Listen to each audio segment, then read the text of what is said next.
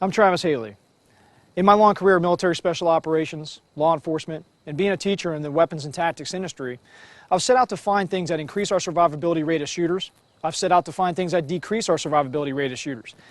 One of the biggest things that stands out to me are not the things that are easy to excel at or to increase our survivability rates. The thing that stands out to me the most are the things that decrease our survivability rate, and that is not being adaptive. Not being adaptive to disruptive environments or disruptive technologies. Now let me give you some examples, and you don't have to be military to follow along with this. Take World War II, for example. Look at all the disruptive environments that our troops and coalition forces faced, from North Africa, Germany, Italy, France, all the way across the Pacific, Okinawa, Iwo Jima. All those environments were extremely different from one another. Fast forward to the frozen chosen of Korea, where U.S. Marines found themselves fighting for their lives because of the environment alone, not to mention the combat actions that they were involved in on a daily basis. And then you look at the harsh triple canopy jungles of Vietnam.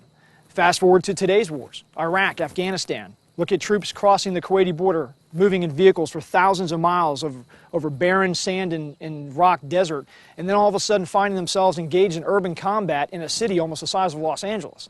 That is a disruptive environment. Go to Afghanistan, some of the largest mountain ranges in the world, the most rugged environment imaginable. Those are all disruptive environments. Those are all things that we can learn from. History is the most important piece. Now we take a look at technology.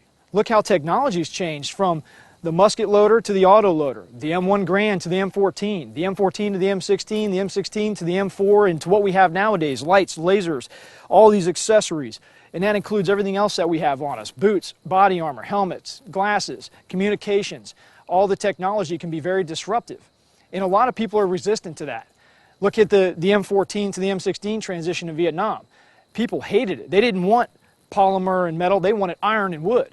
So we've had to adapt. But unfortunately, it takes forever for military doctrine, for shooters like myself even. I've even been guilty of it in my career, of looking back and going, I don't need that. That's too fancy-smancy. That's going to break. The battery's going to go dead. Something's going to happen. But guess what? Everybody's adapted to it now. But the unfortunate thing is, how many lives did it take for people to adapt? How many leaders could have taken opportunities to teach their people so they could continue to teach troops that take their place one day? And that's why I'm here. That's why I'm here to give you a platform of information so you can adapt to these environments, to these technologies, so you can be a thinker. And that's what you need to ask yourself. What kind of shooter are you?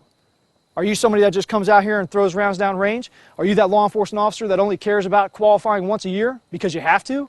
Are you that military guy that's out there because if it's a glory, it's a poster job? Well, let me tell you something. When you're dealing in the art of weapons manipulation, it has got to be subconscious. You have got to adapt. You have got to evolve.